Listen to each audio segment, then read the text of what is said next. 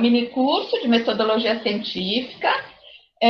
O que eu vou apresentar para vocês, então, é como fazer a ficha de leitura, as normas dos trabalhos acadêmicos, tá? No caso, eu vou utilizar a da Unifesp, mas se você estiver fazendo dentro do seu... Está todo mundo conseguindo ver a apresentação? Sim. Tá.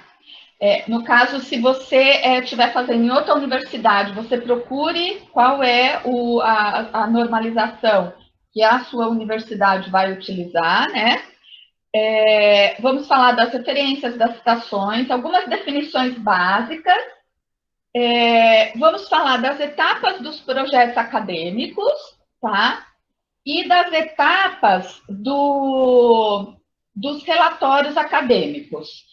Eu não vou conseguir, eu acho que, abordar muito a análise de conteúdo, que é um exemplo de análise de dados que eu preparei, mas vai ficar nesse documento para vocês consultarem no Google Sala de Aula, como eu informei no início. Então, as fichas de leitura. A primeira coisa que você precisa fazer, antes de você começar a fazer um projeto, ou uma dissertação de mestrado, uma tese de doutorado, é você fazer o fichamento, ou seja, fichas de leitura dos textos lidos. Os alunos que estão no TCC, alguns estão aqui, ou mesmo que estão em iniciação científica, também precisam fazer isso. É um método para você organizar a sua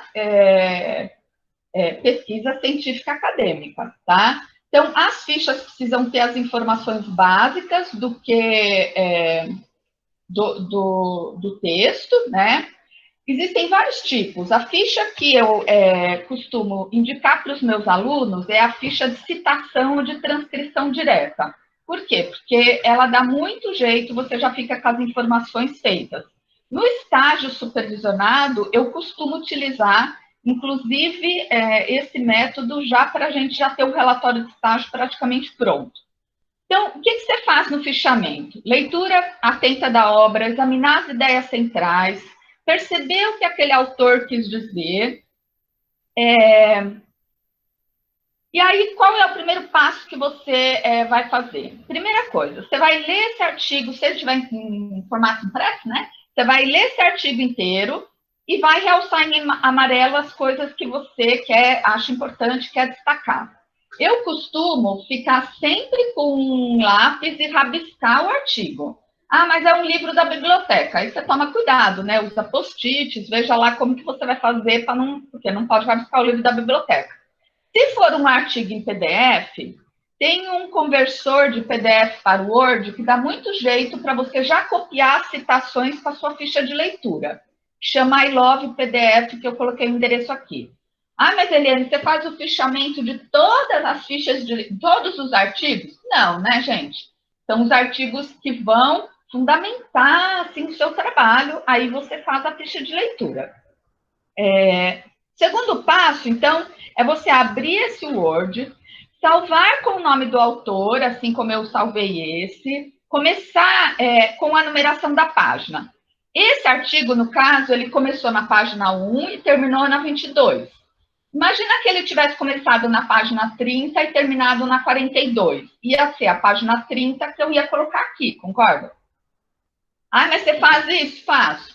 Vocês vão ver que facilita muito a vida. Depois, o que você vai fazer? Você vai escrever página a página o que você quer destacar. Óbvio que você tem que ter lido primeiro o artigo, não vai começar a fazer a ficha já lendo o artigo, porque senão periga você escrever muita coisa na ficha de leitura, que depois que você terminou de ler o artigo, você vai falar, putz, aquilo nem era importante. Lembrando que eu disse, não precisa fazer essa ficha detalhada para todo o artigo, mas aquele artigo, artigos fundamentais, que vão fundamentar o seu trabalho, você precisa dilacerar esse artigo, precisa entender ele. Esse artigo, por exemplo, do Schumann, eu li 3 vezes.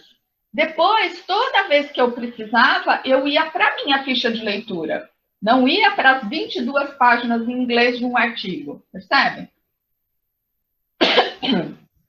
Quarto passo é você ir escrevendo com as suas palavras o que o artigo fala. Então, por exemplo, aqui, se vocês perceberem, eu coloquei Schumann, 1987, página 12. Aqui eu transcrevi exatamente o que o Schumann falou. Quando eu começo a escrever o que o Schumann falou com as minhas palavras, eu já coloco sem itálico, tá? Eu estou passando para vocês um método que eu faço, tá bom? Se você vai escrever com as suas palavras, no seu trabalho científico, projeto, artigo, quer que for, você vai ter que escrever segundo Schumann ou segundo Costa, sei lá o nome do autor, e aí você não põe itálico. Se você vai copiar exatamente o que o autor falou, você precisa colocar em itálico ou em aspas, tá? E aí, no seu texto, você vai ter que colocar a página, né, da citação. Por isso que na minha ficha de leitura, o ter colocado a página em cada etapa dá jeito, percebe? Porque quando for citação, eu já tenho a página pronta, tá? Quarto passo que eu costumo fazer é assim. Estou lá lendo o texto, tive uma super ideia. Por exemplo, eu me lembrei agora, quando eu estava lendo esse texto, estava fazendo meu doutorado. Então, é a importância do conhecimento prático dos professores, da vossa expertise. Por isso que eu peço tantos relatos de prática. Se você não sistematiza isso, o que acontece? Você futuramente se aposenta e vai levar embora toda essa expertise, esse conhecimento prático, porque você simplesmente não escreveu. Se você não foi coordenador na sua escola, você não deu formação para os seus professores. Então, aquele conhecimento seu, do enfermeiro, por exemplo, perdeu-se, tá? Aqui, em vermelho, eu costumo colocar as minhas dúvidas. Então, as minhas dúvidas, por exemplo, eu depois perguntava para a minha orientadora ou discutia na hora que a gente fazia os grupos de estudo, né? Bom, como organizar essas fichas? Eu criei uma pastinha chamada Fichas de Textos Lidos, tá vendo? Foi em 2006 que eu fiz isso. Às vezes eu colocava o nome e o ano, às vezes eu colocava só o nome, mas eu aconselho a colocar o nome e o ano, fica mais fácil.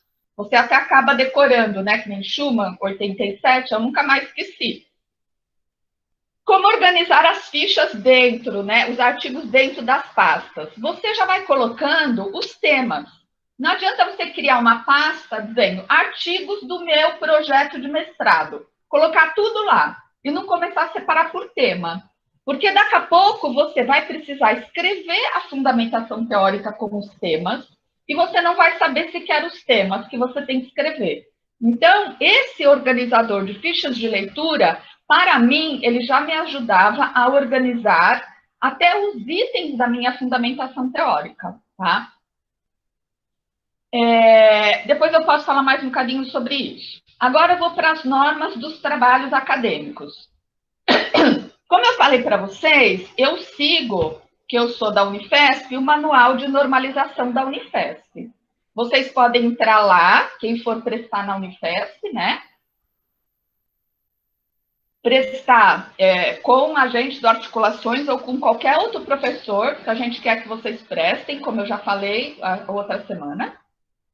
Vocês baixam esse manual, vá na universidade, por exemplo, quem está aí do Nordeste ou do Sul, vai na universidade que você vai prestar e baixa o manual lá, tá? Bom, aqui eu vou falar de algumas nomenclaturas básicas, tá? A gente costuma utilizar referências, o nome referências, para o conjunto de obras, elementos, né? Que vai identificar qual foi a obra consultada, tá? Então, essa referência aqui, por exemplo, vai me permitir achar a obra, tá? E a referência aparece lá no final de qualquer trabalho, né? As referências que você consultou.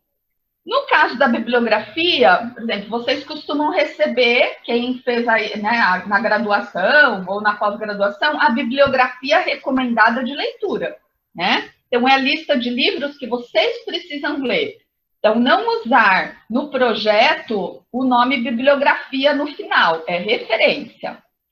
Citação, como eu falei, é você copiar exatamente o que o autor falou. Você precisa citar. Se você não citar com aspas e a página, você vai ser acusado de plágio, tá? Existem hoje buscadores automáticos que permitem pegar um trabalho acadêmico, copiar para um documento e ver se você plagiou ou não, né? Então, tem que tomar muito cuidado com isso, porque a pessoa não faz de má fé, faz por desconhecimento. Lê um artigo, copia exatamente o que leu do artigo, põe no seu projeto, se ele vai, ou no seu TCC, ou no, né, mestrado, doutorado, se ele vai para passar num sistema desse, identifica parágrafos inteiros copiados de outra obra, você está fazendo uma fraude acadêmica, tá? O autoplágio também não pode. Então, por exemplo, o meu doutorado que eu fiz, se eu vou escrever um artigo escrevendo exatamente o que eu estou falando no meu doutorado, poxa, mas foi você que escreveu? Você vai ter que se citar? Sim, tem que se citar, tá? São aí as normas, né, da academia. Quando você tem até 3 autores, você vai colocar assim, nessa ordem. Então, por exemplo, o Morita é o último sobrenome desse autor. E o Tóquio é o primeiro, tá? Aqui, Roseli Maria Vegas é o primeiro nome, a Assunção é o último. Tem que ser nessa ordem? Tem. É um saco, tem que imitar. Quantos meus alunos falam para mim, eu não entendi? Não tem o que não entender. Você tem que imitar, você tem que abrir a norma de um lado, o seu trabalho do outro e ficar imitando. Tem que ter esse ponto e vírgula? Tem. Tem que estar em bold? Tem. Tem que ter o nome aqui da editora? Tem. O ano tem que estar aqui? Não pode estar aqui? Não, não pode. Na norma BNT, ele está no final. Na norma APA, ele está aqui, tá? Tem que ter a página? Tem. Portanto, não tem jeito, gente. Tem que imitar. Não existe isso. O aluno entrega para mim, eu falo, vai lá e arruma. Ah, mas não sei. Vai e imita. Ah, mas não sei. Então, paga alguém para fazer, porque não tem jeito, gente. Isso é uma coisa, assim, um bocado chata, ter que seguir as normas de um artigo. Eu estou para entregar um amanhã, por isso que eu peço desculpa, eu estou muito cansada, porque a gente entra em tantas tarefas, né? E a minha prioridade é o articulações, fazer essa articulação, e aí, às vezes, eu deixo a parte da pesquisa, assim, para cima da hora. Eu estou com essa parte para fazer, e já até sei quem é que vai me ajudar, né, Dani? Aqui, mais de 3 autores. O que você tem que fazer? Você tem que colocar et al. O que é o et al? É o e outros, né?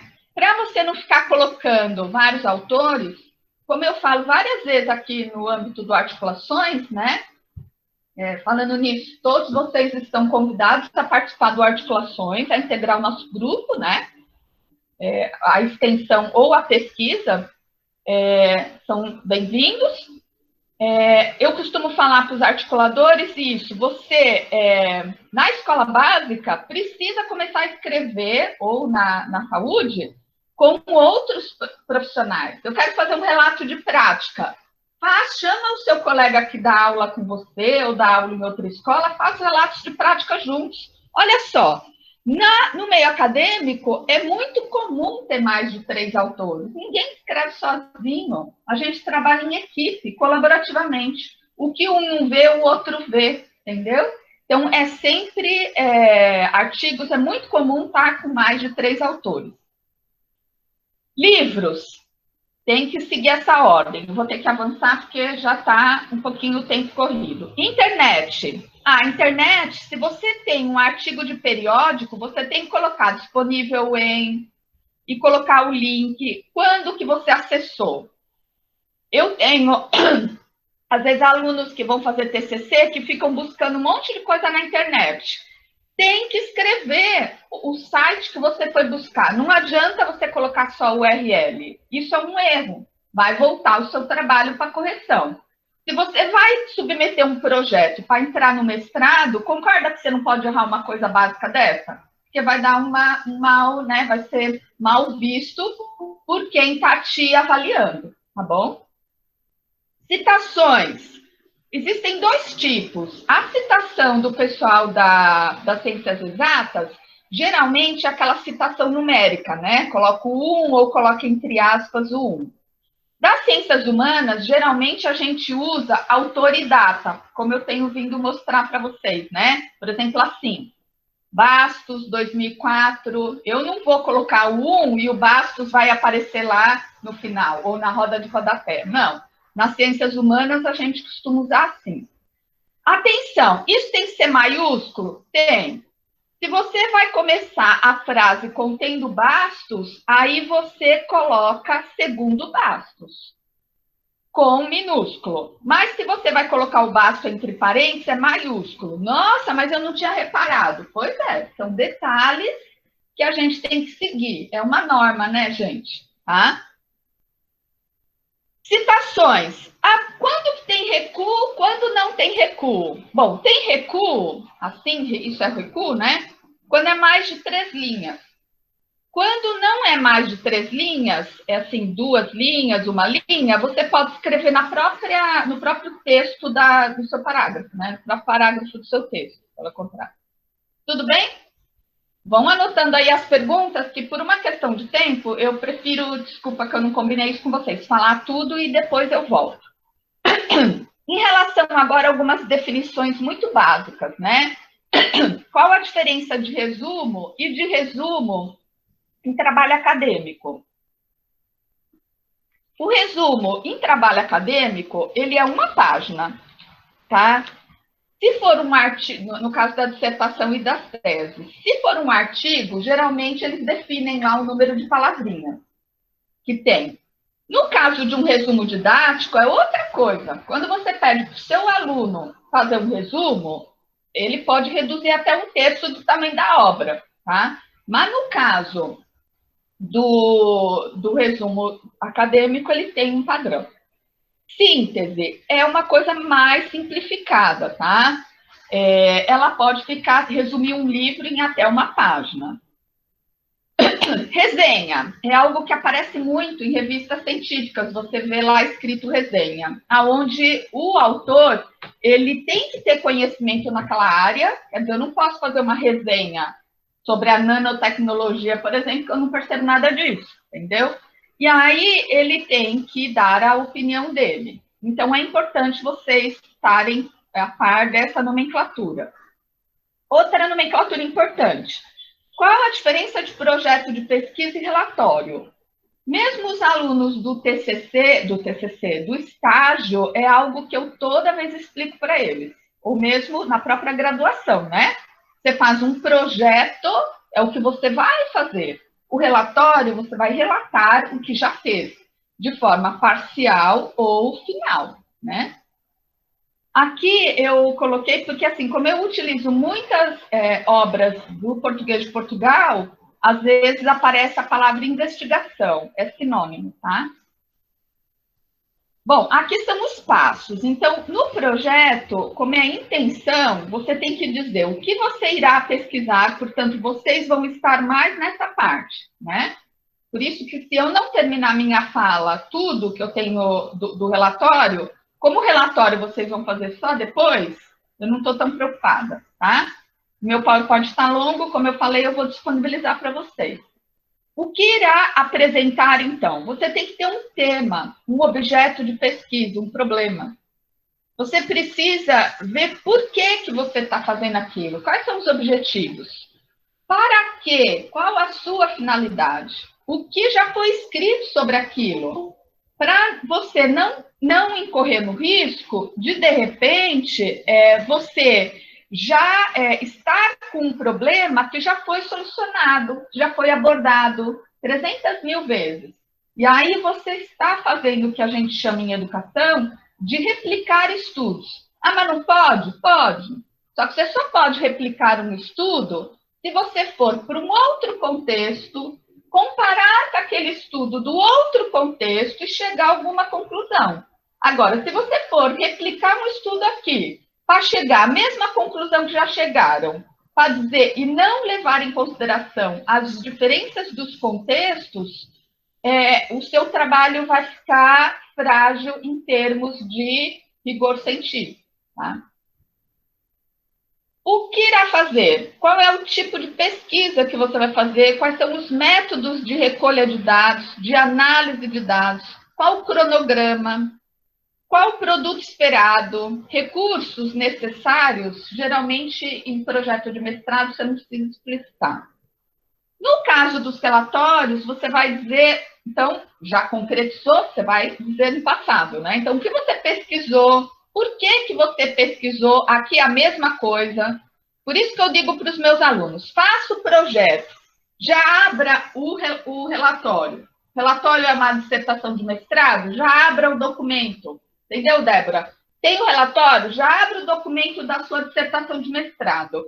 O objetivo você já vai repetir. A finalidade você já vai repetir. Tem muita coisa que você já vai repetir. É a mesma coisa, né? Meus alunos de TCC também estão aqui.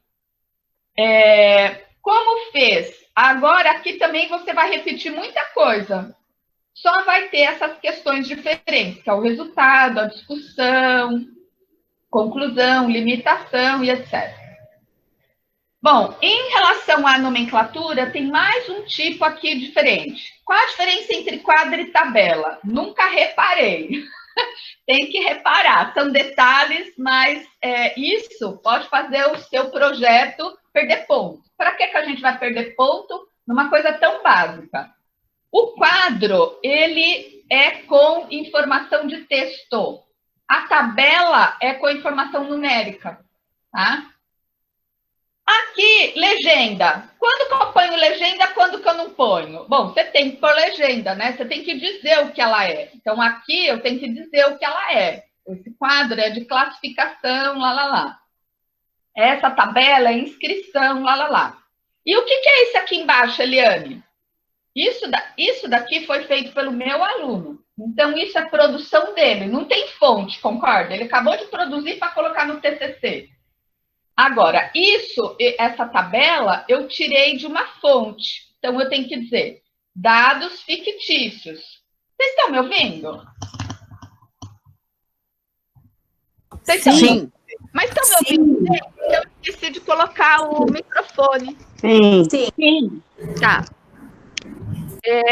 É que eu falo alto também, né? Sala de aula, os alunos já falavam, coitadinhos. Agora melhorou? Porque agora eu estou com o microfone mais perto da boca, né? Bom, agora eu vou começar para a etapa dos projetos, a quarta etapa, que é a etapa dos projetos, tá? Então, eu não vou falar essas partes que estão em vermelho, tá bom? Porque, como eu falei, não é usual ter recursos e executor. O executor são vocês, né? Quem vai executar o nosso projeto de mestrado são vocês, né? Agora, os objetivos e finalidade, às vezes, alguns colocam dentro da introdução. Eu não gosto, eu gosto de pôr separado. Bom, aí você vai começar o seu documento. Qual a primeira coisa que você vai fazer? Primeira coisa que você vai fazer é um sumário automático. Ah, mas como assim? É para ele ficar assim bonitinho, com os números de páginas automático. É deprimente quando você pega um trabalho que você vê a pessoa fazendo isso à mão, tá? E eu tenho colegas da universidade que fazem isso à mão. Então, você assiste o vídeo e vê como faz o sumário automático, tá bom? Aí, esse sumário, ele vai te auxiliar, eu acho que ele é a primeira coisa que você tem que fazer. Esse vídeo está lá no Google Sala de Aula, você pode, ele é bem facinho de fazer, tá bom? Mas a gente pode falar disso na hora da discussão, tá? Eu vou precisar de mais, tenho 3 minutos. Tem gente com o microfone ligado. Luciana? Luciana? Eu vou precisar de mais uns 5, 10 minutos, pode ser? Então, eu vou passar um bocadinho, tá? Giovano que deve estar esperando para ser a parte dele. Então, ele vai ficar com essa cara, tá bom? Bom, além disso, existe algo chamado listas de palavras e frases, que você também tem que fazer, e dá para fazer de forma automática, mesma coisa, tá? Do mesmo modo que você aprendeu a fazer o sumário, é parecidíssimo fazer a lista de figuras e palavras. Isso é funcionalidade do Word, tá bom? A gente pode falar disso mais tarde. Agora, vamos lá para a parte importante do que você vai escrever, né? Não como vai escrever, mas o que você vai escrever. Qual é o seu tema de pesquisa? Qual é o seu objeto de pesquisa? Como é que você começa a pensar em algo assim?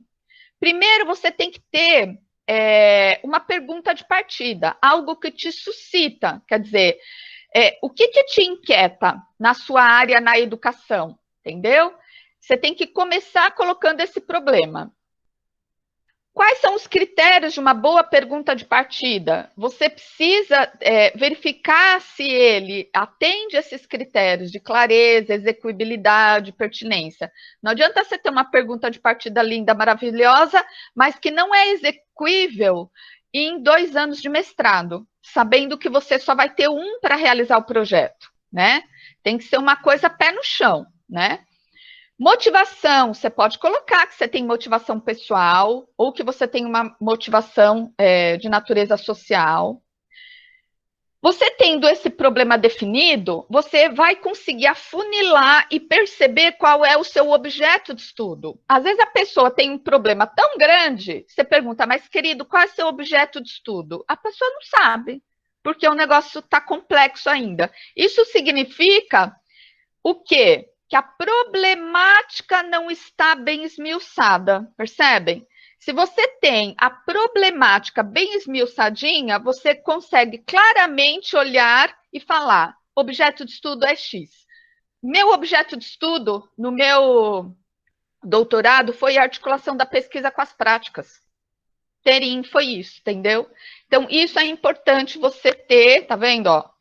Ter definido, saber para a pessoa que for ler o seu projeto, falar, putz, olha, ele não só colocou o objeto de estudo, colocou a problemática, colocou a pergunta de partida, a pessoa vai ver que foi algo feito com uma metodologia, né? Bom, objetivos e finalidade, isso você usa até na escola ou né, nas escritas aí em outras áreas. Tem gente que acha que é a mesma coisa, não é, gente. Objetivo é uma coisa, a finalidade é para quê?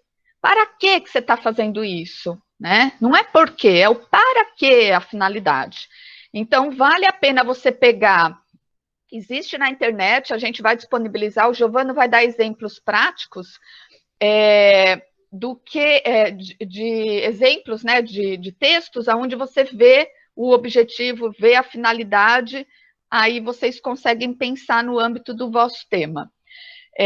Então, os objetivos, ele costuma responder à sua pergunta de partida, também é importante você ter essa ideia.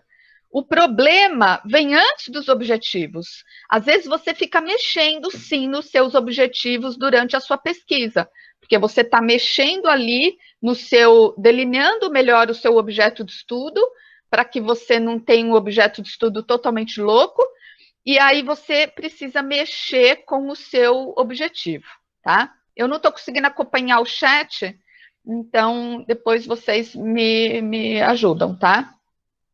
O objetivo, outro erro também, ele é sempre no infinitivo. Não pode ser o verbo usado, tem que ser enunciar, não pode escrever, por exemplo, não pode ser registro, tem que ser registrar, tá? Tem que tomar cuidado com isso. Aqui tem alguns verbos que podem vos ajudar para vocês escreverem nos vossos objetivos. A questão da hipótese, geralmente ela aparece, a gente até fala, o objetivo é a hipótese, geralmente a hipótese aparece nos estudos quantitativos, tá? Ela não costuma aparecer nos estudos qualitativos, porque como você vai verificar depois a relação entre variáveis, você faz isso de forma quantitativa, geralmente com experimentação, né? Aqui, revisão de literatura. A revisão de literatura, você vai fazer primeiro aquele levantamento bibliográfico, ou seja, você vai elaborar suas fichas de leitura. Depois você vai cruzar suas fichas de leitura. Então, tem gente que às vezes acha que uma fundamentação teórica é uma colcha de retalho de citações. Você cita um autor, cita outro autor, pega lá aquele famoso da área, põe lá e pronto. Isso não é uma fundamentação teórica. Você tem que cruzar o que os autores estão falando. Por exemplo, na articulação da pesquisa com a prática, às vezes alguns autores diziam que os professores tinham que fazer mestrado profissional, outros diziam que o professor tem sim que fazer um mestrado acadêmico, ele tem sim que ser um professor pesquisador, ele constrói sim conhecimento. Então, você tem que conseguir, na sua fundamentação teórica, perceber se esse autor está discordando daquele, se esse autor está concordando com aquele, para depois você poder se posicionar. Porque senão você fica com uma colcha de retalho de citação que espreme aquilo ali e não sai nada, entendeu? Essa parte tem que tomar muito cuidado. Por isso que o meu método de fazer isso são fichas de leitura, tá? Bom, aqui é uma questão sobre pesquisa bibliográfica e revisão bibliográfica, que depois vocês dão uma lida. Quem não entender, fala comigo no Google Sala de Aula. Eu já fui arguir uma vez um TCC que a aluna disse que estava fazendo uma pesquisa bibliográfica, mas ela não fez. Ela fez uma revisão bibliográfica e quase foi reprovada por conta disso, tá? Metodologia. Como, onde, com que? Tá? Existem vários nomes aqui de sinônimos, então, por vezes, vocês podem encontrar metodologias, esses procedimentos, enfim, né? Isso você tem que escolher olhando para o seu objetivo, ou para a hipótese do seu trabalho, se for quantitativo, tá? Eu costumo fazer uma tabela e ir... Eu costumo fazer uma tabela e ir olhando qual é o meu método de coleta de dados e qual é o meu método de análise de dados. Então, por exemplo, no de coleta de dados, eu tenho estudo documental, inquérito por entrevista, inquérito por questionário e observação, que pode ser participante ou não. No meu método de análise de dados, eu posso ter análise de conteúdo ou eu posso ter análise quantitativa. E aí você pode usar o próprio Excel, né? Se for aqueles Google Forms, que já saem os gráficos direto, ou você pode usar programas que analisam os dados quantitativamente, tá? Eu deixei aqui para vocês um exemplo de análise de conteúdo. Eu posso depois dar uma aula sobre análise de conteúdo, porque eu escrevi um artigo sobre isso.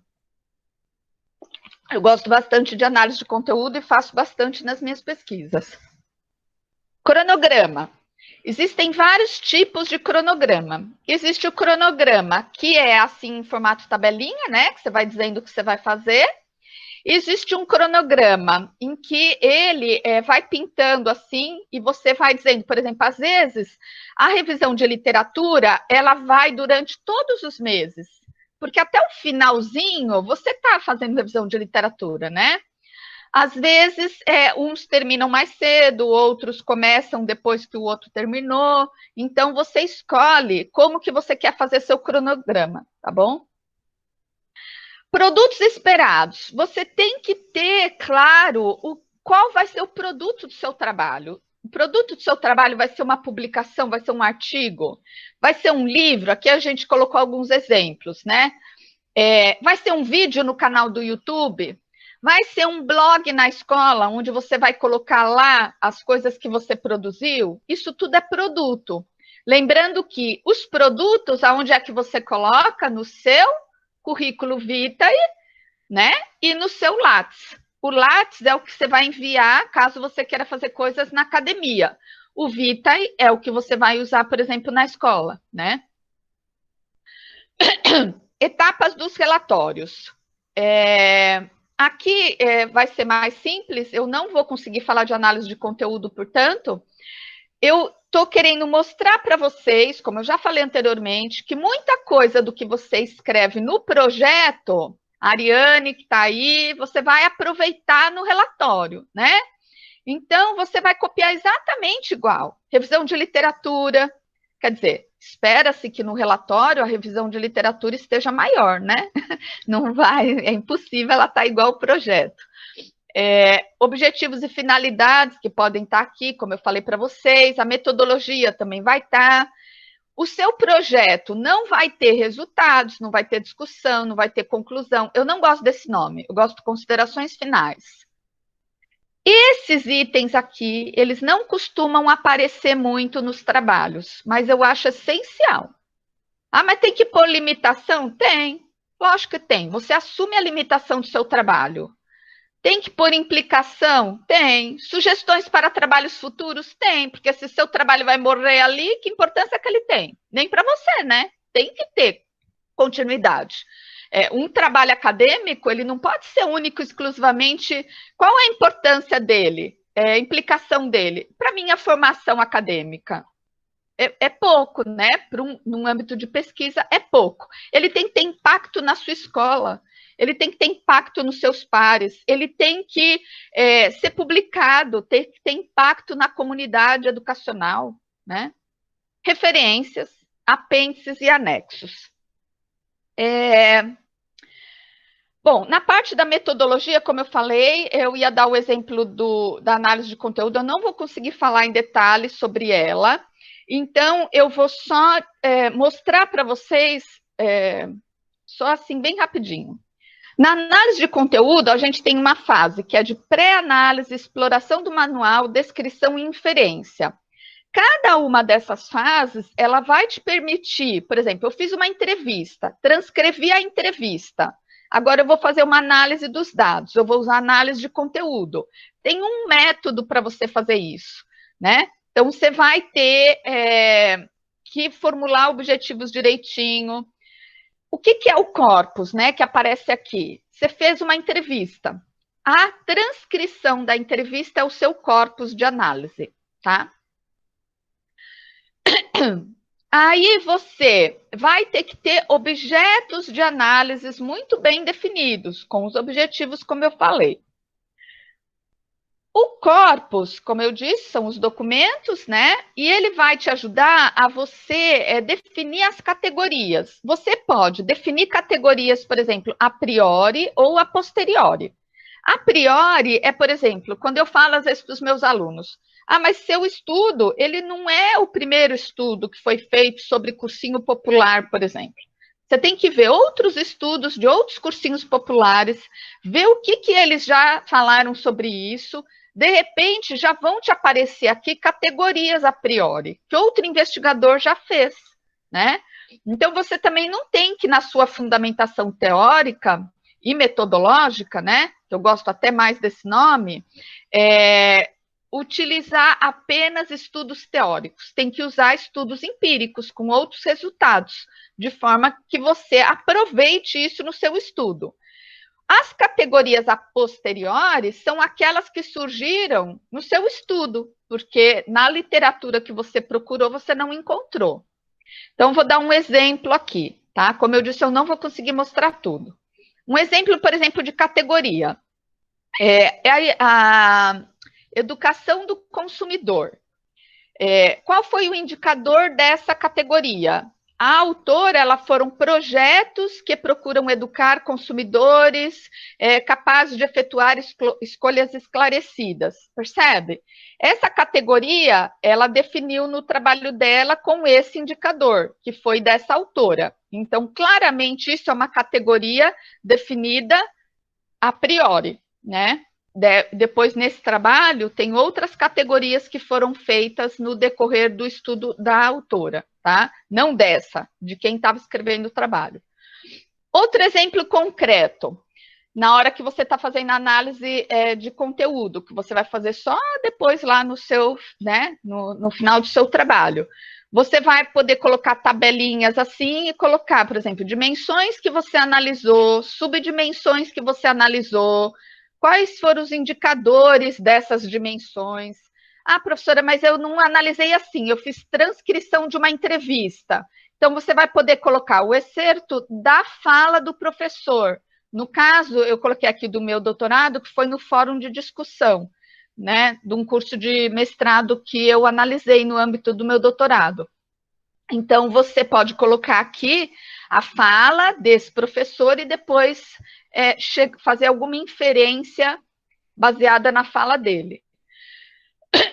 Resultados. aqui você, no capítulo de resultados, você vai ter que fazer uma descrição, né, dos resultados, vai ter que ter as tabelas, o professor Giovano vai mostrar um monte de resultados daqui a pouquinho.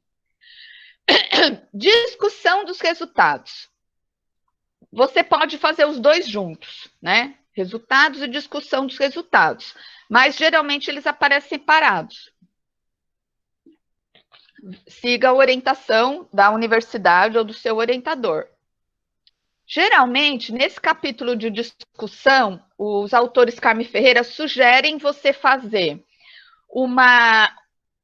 relembrar, né, os objetivos ou as questões que você tinha de pesquisa, de investigação, né?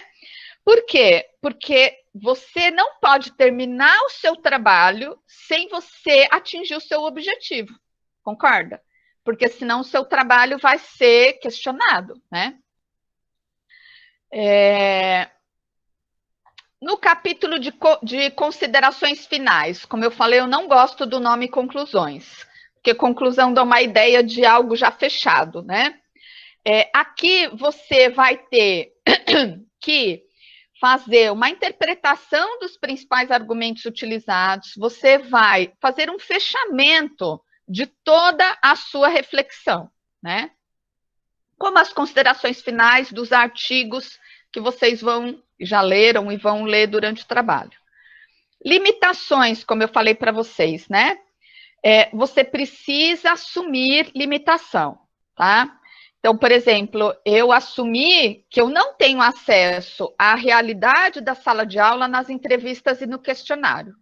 Uma coisa é o professor da escola básica me dizer o que ele faz, outra coisa é eu ir lá na sala de aula e observar. A mesma coisa vocês, né? Vai olhar o que o professor do ensino superior faz. É diferente do que ele diz que vai fazer. Limitações de caráter operacional também, né?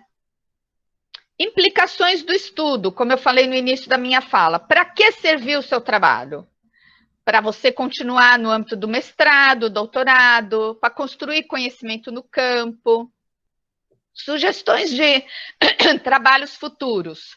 Ou seja, no caso, eu sugeri, como eu fiz um trabalho sobre as práticas dos professores da escola básica, no âmbito formativo, eu depois disse que deveria continuar investigando as práticas dos professores do ensino superior, né? Qual a diferença entre apêndice e anexo? Quando você colocar no seu trabalho. O apêndice, ele faz parte da sua produção. Eu costumo brincar com os meus alunos, é como seu apêndice, ele faz parte de si. Então, todo documento que você produziu, você coloca no final como apêndice. Não vai dizer que é anexo. Anexo é aquela coisa extra, né? Então, por exemplo, as respostas do questionário. Quem é que respondeu o questionário? Sei lá, os alunos do ensino médio?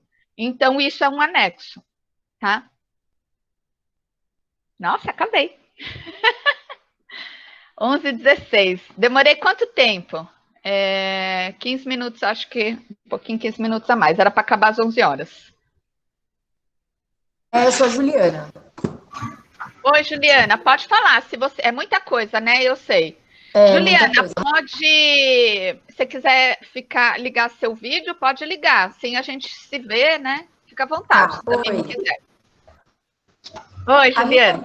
Oi. A minha pergunta é: como eu posso saber se o que eu quero pesquisar já existe? Que lugar que eu procuro para saber se a minha, né? Se o que eu quero investigar já tem alguém que já fez e tal. Tá, aí você tem que procurar as bases de dados ou os artigos. Giovana, desliga seu microfone que está dando interferência. Você tem que utilizar bases de dados, né, em bibliotecas, tá? Ou, por exemplo, de artigos científicos, como, por exemplo, eu posso depois fornecer para vocês lá no Google Sala de Aula, tá? Se vocês quiserem. Eu posso fornecer várias bases de dados de revistas. Tem umas que ficam, inclusive, disponíveis para consulta livre no próprio Google, tá? Por exemplo, o Google acadêmico, se você colocar Google acadêmico, você pode conseguir encontrar vários artigos que estão registrados em várias bases de dados reconhecidas, tá bom? Ou você procura revistas específicas, por exemplo, não sei o que você pretende trabalhar, imagina que seja, sei lá, educação infantil. Você chega, vai procurar uma revista sobre educação infantil, né? Tem que encontrar nas bases de dados das bibliotecas, ou mesmo no próprio Google, como eu falei, revistas da educação infantil. Aí eu sugiro, isso aí seria uma outra, né? Uma outra aula. A professora Lucinéia, uma vez, deu na universidade comigo um curso e ela mostrou várias bases de dados. Aí você define um período, tá? Porque senão você vai ficar louquinha, né? Então, geralmente é importante você pesquisar os últimos 2 ou 3 anos, né? Das revistas. Aí você vai vendo pelos temas e você vai vendo se o seu tema é pertinente ou não, se já foi pesquisado ou não. Como eu falei, não é que você não possa replicar um estudo. Você pode replicar um estudo, mas você tem que mencionar no seu trabalho que você está replicando esse estudo XPTO, citá-lo, e que você quer ver se, por exemplo, o resultado que o Nordeste teve vale aqui para São Paulo. Entendeu? Aí o seu estudo fica, assim, excelente, entendeu? Então, isso não tem problema algum. Pesquisação geralmente é algo que é seu, né? Você vai fazer o Giovanni vai falar um bocadinho disso. É você pesquisar sobre a sua própria prática, a própria ação. Aí essa seria a minha segunda pergunta. A pesquisação, ela é uma forma de pesquisa que a gente, na articulação da pesquisa e da prática, considera uma pesquisa articuladora. Ela propicia que você reflita sobre a sua prática com a pesquisa que você está realizando, entendeu? Então, ela por exemplo, você vai planejar algo para a sala de aula, você aplica isso que você planejou na sala de aula, coleta esses dados, vê qual foi o resultado dos seus alunos, compara com resultados de outros professores em outros locais, mas essa prática que você planejou tem que ser muito bem fundamentada. Você não pode pegar você começou o mestrado hoje, você pega uma aula que você deu o ano passado e vai analisar. Não, ela tem que ser uma prática que você planejou já no âmbito da sua pesquisa, aplicou com essa intenção da pesquisa, entendeu? Isso ela chama pesquisação. Ela é diferente do relato de prática.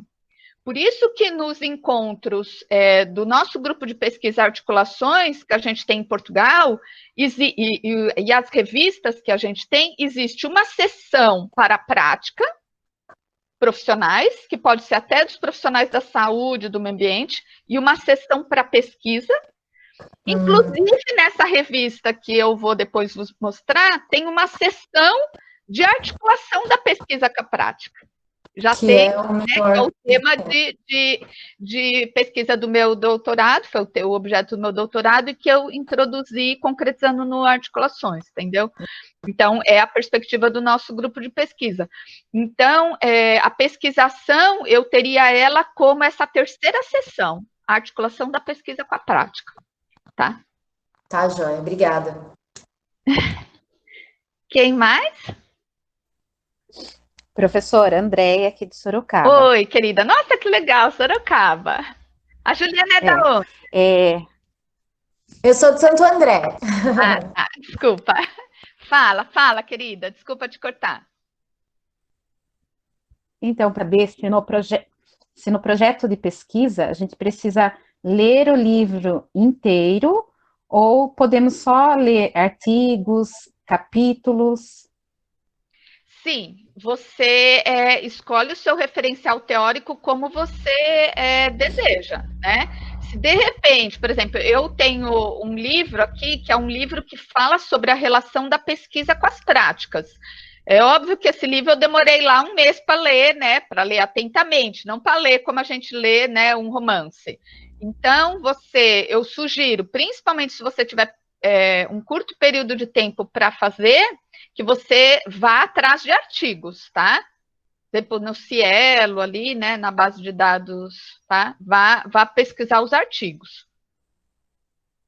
Tá joia, obrigada. Imagina. Mais alguma questão? Giovana, desculpa, eu achei melhor, porque como eu fiquei com medo de a minha fala depois juntar com a sua e ficar muita coisa, né? Regina, desligue a câmera. Por favor. Tem mais alguém? Porque eu vejo a câmera ligada, eu acho que a pessoa quer falar e eu... Também a gente pode fazer uma discussão depois da fala do Giovano. Professora? Oi. É a Márcia que está falando, de Alagoas. Oi, querida. Ô, professora, nesse caso, as sequências didáticas, elas entram em que âmbito dessa pesquisa educacional?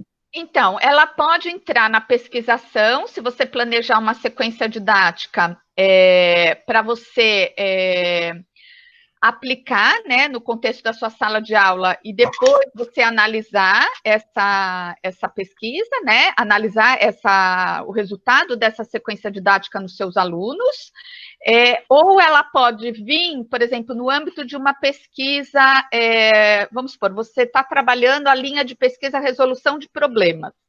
Aí você vai planejar uma sequência didática sobre resolução de problemas e você vai aplicar em várias escolas, não é só na sua, tá? Em várias escolas. Geralmente, os professores universitários fazem isso. Isso em termos de articulação da pesquisa com a prática, a gente costuma dizer que ele, de certa forma... um grupo de pesquisa cria essa sequência didática, né, sobre resolução de problemas, aplica em várias escolas, chama vários professores para aplicar essa sequência didática nas escolas, e diz que esses professores são pesquisadores. Não são. Eles são o quê? Aplicadores de questionário dos acadêmicos, ou aplicadores de sequência didáticas de projeto de pesquisa de acadêmico que está ganhando recurso, colocando recurso na universidade, não dando nem um centavo para a escola básica. Isso não o professor da escola não está fazendo a pesquisa. Agora, se o questionário é feito por si, no âmbito da resolução de problemas, e você aplicou esse questionário em 3 escolas, você pode analisar, porque você dá aula em 3 escolas, ou sua amiga aplicou para você pode analisar esses resultados, e não precisa ser pesquisação, percebe? Pode ser uma pesquisa descritiva, uma pesquisa até avaliativa do impacto dessa sequência didática em 3 escolas. Não sei se eu consegui responder. Não, deu para entender. É porque eu estou trabalhando com sequência didática e eu fiquei um pouco confusa na hora de colocar o tipo da pesquisa. Aí, no caso, eu coloquei descritiva de caráter investigativo, porque as minhas sequências didáticas, elas trazem o cunho investigativo. No caso, ela induz ao aluno, ele desenvolver o conhecimento. As etapas são provocativas. No caso, eles que vão desenvolver os conceitos, eu vou ficar mediando o andamento da sequência. Então, mas uma coisa é a sua pesquisa sobre essa sequência didática, a outra coisa é a sequência didática ter cunho investigativo, percebe? São coisas diferentes. A sua pesquisa pode ser descritiva, mas o cunho investigativo dela não é do jeito que você falou, não é da sequência didática em si, entendeu? Uma coisa é o que os alunos vão investigar na sua sequência didática, no seu que você propôs, outra coisa é a sua pesquisa sobre essa sequência didática. Não sei se eu consegui... É porque ainda está um pouquinho confuso para mim, mas as sequências são investigativas, fui eu que elaborei as sequências, e como eu vou trabalhar com a observação dos dados, né, a pesquisa ela é qualitativa, ela não é quantitativa, porque eu vou analisar o desenvolvimento desses alunos dentro da minha sala de aula. Você vai propor esse projeto de mestrado na sua universidade, aí, no Alagoas? Na verdade, eu estou trabalhando esse projeto, já faço um mestrado, entendeu? Aí eu Então, vou você tem que submeter. acordar com a sua orientadora como que vocês vão analisar os dados dessa sequência didática. Por exemplo, você pode aplicar a sequência didática, depois passar um questionário para ver se esses alunos gostaram da atividade, quais os conhecimentos que eles adquiriram, ou você pode fazer uma sala de aula em que você não aplicou essa sequência didática, que a gente chama de estudo, né, experimental, e uma sala de aula que você aplicou. Aí você vê qual é o rendimento dos alunos sem a sequência didática e outro com a sequência didática, entendeu? A minha proposta vai ser... Aí você tem que ver com a sua orientadora, também é um projeto que pode surgir, entendeu? Aí ele acaba sendo experimental, né? Pronto. Mas aí, no caso, a minha ideia foi analisar através de um pré-teste e pós-teste. Tipo, aplicar numa turma só. Também é possível dessa forma, também né? é possível, também é possível. Aí você consegue ver se teve impacto nos alunos ou não. Pronto. Ok, Tá professora, bom? Obrigada. Imagina, imagina. Podemos passar para o Professora. Giovano? Oi. Oi, professora, sou a Jane de Santo André. Eu não sei se está aparecendo a minha Sim, está aparecendo sim. Ah, então tá bom. Professora, é uma pergunta que eu acho que assim, é muito difícil a gente definir o nosso objeto de pesquisa, né? Porque eu acho que a gente confunde um pouco os objetivos com o objeto de pesquisa. Eu gostaria que você falasse um pouquinho, que você falou assim, que depois a gente pode até mudar os objetivos no decorrer da pesquisa. Então, assim, eu fico um pouco preocupada. Será que não sai um pouco fora do que a gente pensou no início, do que foi pensado no início? Então, como eu falei para vocês, os seus objetivos, eles têm que estar alinhados junto com o método de coleta de dados e análise de dados, lembra?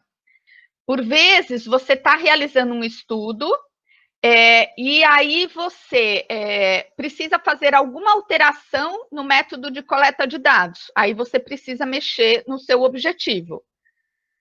O objeto de estudo, quando você tiver bem definida a sua problemática, ele geralmente não se altera, a não ser que você inicie o seu trabalho sem a definição, sem delinear ali os limites corretamente do seu objeto, e depois você tenha que fazer alguma alteração. Isso geralmente é após leituras. Então, por exemplo, quem começou a fazer o projeto agora, porque daqui 15 dias tem que submeter, vai correr o risco de não definir agora um objeto de estudo que vai ser o mesmo que vai fazer no mestrado, tá? Por quê? Porque à medida que você vai lendo mais, às vezes você vai definindo aquilo melhor, entendeu? Então, por exemplo, sei lá, no meu caso, era a articulação da pesquisa com as práticas. Eu poderia ter ido numa coisa mais geral, né? A relação da universidade com as escolas num curso de formação, num curso de mestrado. Depois eu fui falando, não, se calhar não é só isso, ele vai mesmo na articulação, entendeu? Isso você pode, à medida que você vai fazendo a leitura, você pode melhorar isso. Em relação aos objetivos, o que eu quis dizer por exemplo, você põe como objetivo, tem o caso, por exemplo, do trabalho da Débora, a gente colocou que vai fazer várias coisas nas escolas, né? Quando nós fizemos o projeto, né, Giovano, Débora, as escolas estavam em aula presencial. Agora, como é que a gente vai fazer isso? A gente vai ter que mexer nos objetivos, porque o método de coleta de dados vão ser outros. A gente não vai mais poder fazer o que a gente tinha pensado. Então, pode acontecer isso na sua pesquisa. Não é que sempre acontece, mas pode acontecer, por vários fatores, como esses dois que eu disse. Não sei se eu consegui ajudar. Sim, conseguiu sim, conseguiu. Obrigada, professora. Obrigada. Sim, nós não fechamos no Articulações as áreas, tá? Apesar de eu ser da área educacional, em momento algum a gente disse que esse é um curso voltado para os professores só das escolas, né? ele é voltado para as escolas, para a saúde, para o meio ambiente. Então, nós temos pessoas interessadas em fazer mestrados, mas que vão fazer, por exemplo, na engenharia química, nas ciências ambientais integradas, é o mestrado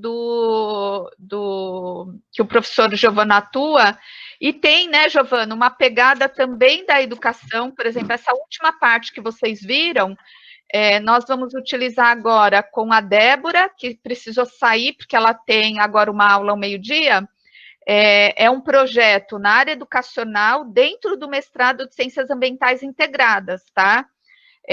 A Camila, por exemplo, é da Engenharia Química, né, Camila? Tá desligado o seu microfone. Isso, toda a ciência e tecnologia. A ciência e tecnologia. Eu sou da educação, né? Então, nós aqui temos, né, 3 cenários. Eu prometo trazer para vocês alguém da área da saúde, se vocês se interessarem e a gente decidir continuar com esse curso. Por que que ele agora foi assim tão... eu sei que foi muita informação, porque existe um mestrado aberto agora, que é o mestrado, as inscrições abertas, que é o PECMAN, né? O mestrado que o Giovano atua e que eu oriento alguns alunos quando tem a pegada educacional, ele é fluxo contínuo. Inclusive, o Marcelo estava por aqui, né, o Giovano? Eu não reparei. Ainda tá aí, né? Pode, né, Marcelo, fazer, por exemplo, as disciplinas como aluno especial, mesmo nas vossas universidades aí em Alagoas, né, em Londrina, vocês podem se aproximar da universidade como aluno especial, dos mestrados, e depois pedir equivalência quando vocês se matricularem, tá? Quando vocês conseguirem passar no processo seletivo, também é uma ideia, né?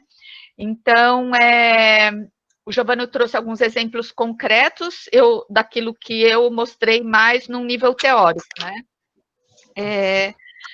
Aí eu gostaria de também fazer um último esclarecimento, daqui a pouco a gente passa para as dúvidas, se ninguém tiver dúvidas, a gente encerra com a nossa foto, né? Que a gente costuma fazer no final.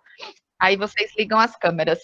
Mas é assim, eu coloquei aqui uma mensagem da nossa convidada, do grupo de pesquisa, que nós vamos ter aberto a partir do dia 25 uma série, que chama Articula-te. A gente vai trazer convidados brasileiros, portugueses, e vamos intercalar com os brasileiros. Essa série, eu vou tentar ver se eu consigo trocar o horário, porque como o curso de inglês começa às 9h, deve acabar às 10h, eu vou tentar ver se eu consigo trocar o horário para as 11 horas, mas é que lá em Portugal são 4 horas a mais.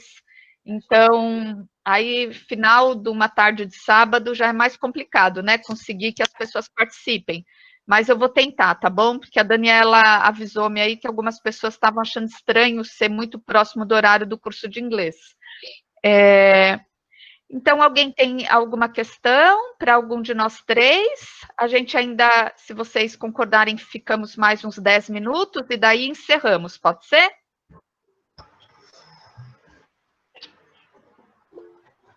Ok, Gisele. Se alguém tiver questão, é só dizer que quer falar aqui no chat ou ligar o microfone e fazer a questão. Oi?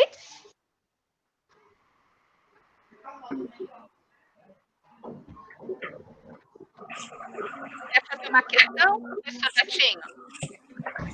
Tudo bem, Eliane? Estamos aqui de Diadema. Diademense. Nós já nos conhecemos, você já visitei a Unifesp aí, você já foi no nosso encontro literário, que eu ajudo a organizar lá. Sim, eu estou lembrando de si, eu lembrei de si. Bem-vindo, fico muito feliz. Primeiro, agradecer aí pela experiência compartilhada por vocês 3, né? É uma oportunidade interessantíssima da gente ver a possibilidade de crescimento, de apropriação de conhecimento. A dúvida é bem prática, tá? Até houve muita discussão aí no grupo com relação ao inglês e esse outro mini curso. O Google Classroom, que nós vamos ter que usar, é a mesma plataforma para os 2 cursos? Vai ser aberta salas diferentes? Vão ser abertas salas diferentes? Tá. Basicamente é isso. Tá bom. Obrigada, querido, pelas palavras. Sim, são salas diferentes, tá? Nós já temos a sala do inglês básico criada, nós não adicionamos ainda os alunos, porque muitos estão ainda fazendo as suas inscrições, né? E aí a gente achou melhor adicionar todo mundo junto, porque algumas atividades já estão lá. O Lattes, o curso de Lattes e de metodologia também já tem o Google Sala de Aula criado. Hoje eu vou receber a lista dos e-mails e já adiciono todo mundo lá, entre hoje e amanhã, tá bom? Eu, o Giovano e a Camila já colocamos vários materiais lá no Google Sala de Aula para vocês. Vocês podem interagir com a gente lá no mural, né, no chat, e a gente vai procurar auxiliá-los. Depois, vocês também podem falar ou no grupo do WhatsApp, que é o Articula Mestrado, era importante estar todo mundo lá, que está fazendo algum desses cursos, porque daí nos facilita a comunicação, né? Aí a gente pode marcar uma nova aula, né? Comigo, com a Camila, ou com alguém da saúde, eu posso trazer alguém da saúde, posso trazer alguém de outra área da educação infantil, sei lá, de outra área que vocês sugiram, né? No chat me fizeram uma pergunta aqui, eu não estou conseguindo ver, deixa eu ver. Então, sábado que vem inicia o inglês, isso mesmo.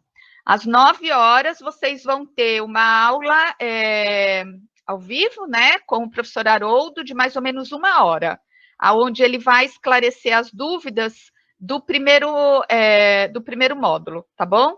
Aí, em seguida, eu falei que vai ter essa professora convidada portuguesa, mas esse vídeo vai estar no YouTube, tá? Porque a gente vai procurar fazer também no YouTube para os portugueses também terem acesso, né? Nós vamos, e para o Brasil todo ter acesso, nós vamos já abrir direto via Google Meet, mas abrir no YouTube. Tem uma maneira de fazer isso, tá bom? Alguém tem alguma dúvida? Ou algum comentário? Gostaram? Fiquem à vontade. Críticas construtivas, nós no Articulações, né, somos muito adoramos críticas construtivas para a gente seguir junto articulados, como eu costumo terminar as minhas mensagens, aprendendo uns com os outros, né? É importante esse vosso feedback, tá? Desculpa o tempo que ficou muito corrido e foi muita coisa. Como eu disse para vocês, foi por causa do Pecman. É o mestrado que tem prazo agora até o dia 20 para entregar os trabalhos, tá bom? Para entregar o projeto e todas as documentações. Aí nós decidimos fazer num sábado só, tá? Quem depois... Posso falar um pouquinho, Li? Posso fazer um comentário aqui? Então, pessoal que às vezes é de outra área, eu particularmente sou da área socioambiental, então, agora, a última apresentação do professor Giovano, assim, eu adorei, né, achei maravilhosa. Então, eu queria falar, assim, ele já explicou, né, se vocês tiverem algum interesse tanto de palestra, ou quiserem trazer também, eu acho que é válido, né, para os outros professores, tá, para vocês apresentarem ou trazer a ideia para a gente, e mesmo se precisar, eu estou me colocando à disposição, eu vou estar lá no e-mail no Google Sala de Aula, se tiver, às vezes, alguma ideia, ou tá com um projeto de mestrado, alguma coisa, não sabe, né, exatamente como escrever, ou precisa desenvolver, estou disponível, tá, para a gente tirar alguma dúvida, claro que às vezes também eu ainda estou caminhando, também sou estudante também, estou no doutorado, mas aí a gente pode desenvolver melhor, acho que duas cabeças, né, a gente consegue se articular aí e também desenvolver alguns projetos, tá, não precisa necessariamente ficar aqui só nessa parte de mini curso e palestra e solicitação. Acho que fora desses encontros também, a gente está lá na sala de aula, e aí se tiver alguma dúvida para escrever, tá? O CTS na Unifesp também é fluxo contínuo, então às vezes tem o interesse de entrar alguma coisa, pode estar conversando, que a gente puder ajudar, estamos à disposição. Acho que é só isso, tá? Obrigada. Adorei, muito bom, Camila, obrigada, viu, pela sua ajuda. É importante também até para você começar a orientar junto com a gente, né, Giovano? Porque sim. Né, você está terminando seu doutorado agora e é importante você ter isso no seu currículo. Então, muito obrigada, tá? Camila está sempre aí com a gente, muito feliz. Também quero me dispor aí a ajudar também, tá? Fico à disposição também de todos que queiram discutir, aprimorar o projeto, ideias, e também, quem sabe, ser um futuro orientador, por que não, né? De futuros mestrados aí, iniciação científica, então sempre estou à disposição aí para colaborar também. Tá? Alguém mais quer fazer algum comentário? Fiquem à vontade, tá, gente? Não precisa ficar, se quiserem ligar as câmeras agora. Boa tarde. Aí eu quero...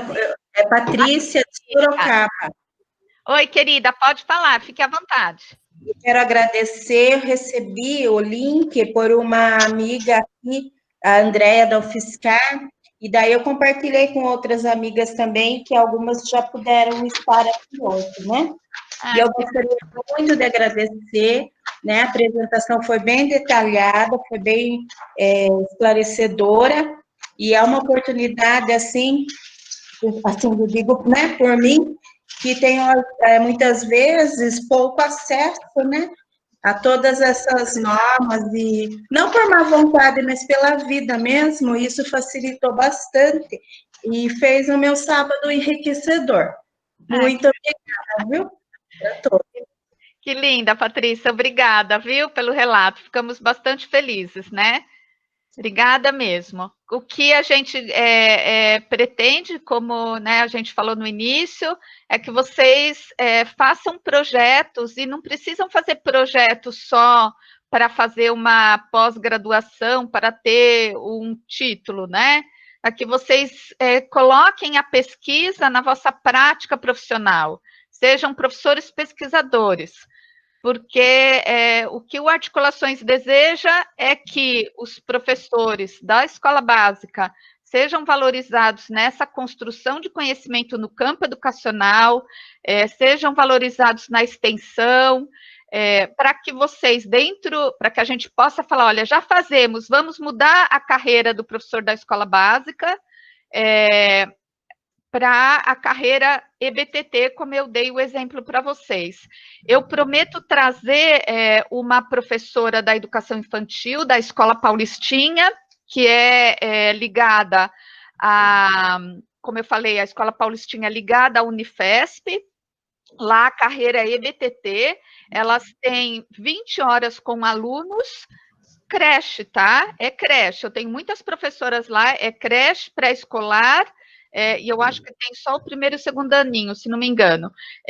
Elas algumas estão fazendo doutorado, outras já terminaram o doutorado, algumas são professoras mestres, e são professoras da educação infantil, fazem pesquisa, fazem extensão, contribui para o conhecimento no campo, dão formação para os professores da educação infantil, por isso que eu vou trazê-las aqui para vocês conhecerem. Elas podem trazer exemplos de projetos, e elas estão inovando aquela escola. Elas viraram aquela escola, assim, de ponta cabeça no bom sentido, né?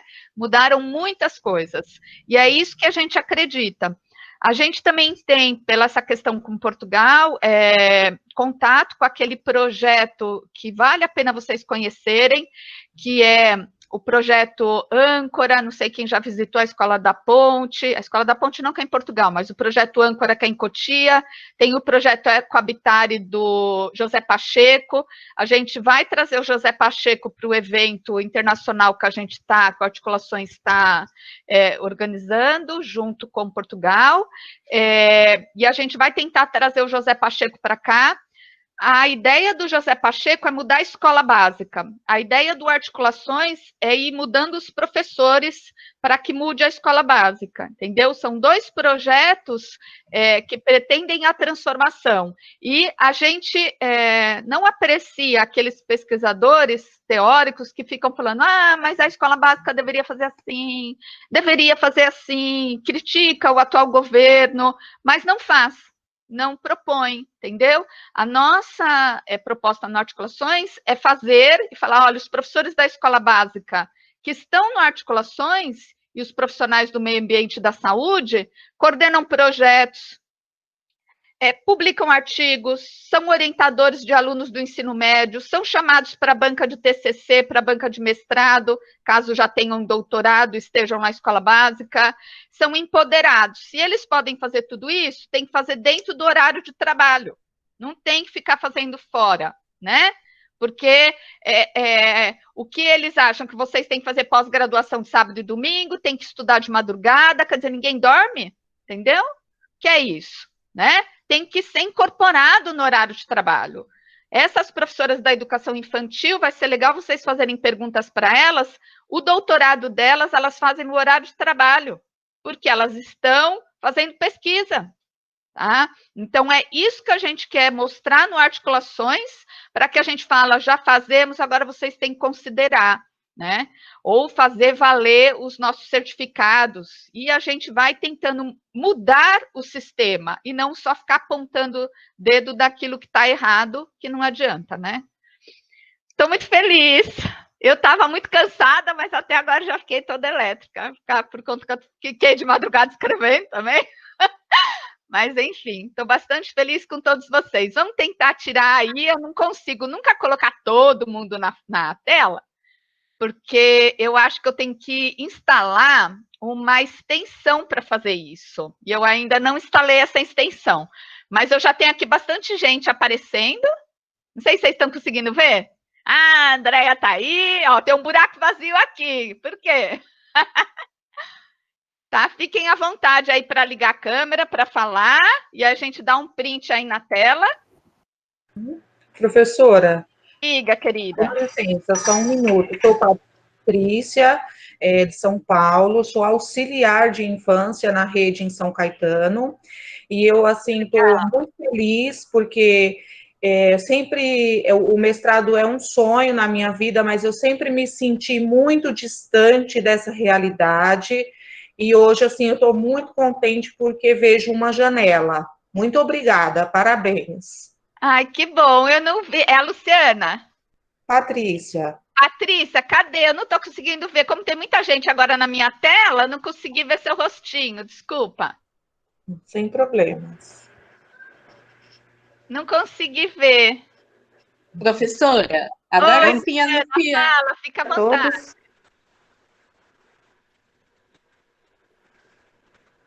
Pode falar, Luciana. Sou professora do Fundamental. Oi, tá ouvindo? Pode falar, querida. Tá ouvindo? Sim. Então, eu sou professora de Informática e Robótica em São Bernardo. Trabalho com crianças na rede e agora com a Univesp, desculpa, no Polo. Né, na formação de futuros professores, né, e eu queria agradecer muito, porque, apesar das especializações, o mestrado ainda não consegui fazer, e sempre tive bastante dúvidas, e foi bárbara a apresentação, assim, do Giovanni, que trouxe projetos, estilos diferentes, né, foi maravilhoso, até no Lattes, que eu já tenho, a Camila? Isso. A Camila me tirou algumas dúvidas do que é essencial colocar, o que é primordial, e eu fiquei pensando, gente, eu achava que era importante encher, quanto, na verdade, eu tenho que focar mais, né? E foi muito, muito bom. Muito obrigada.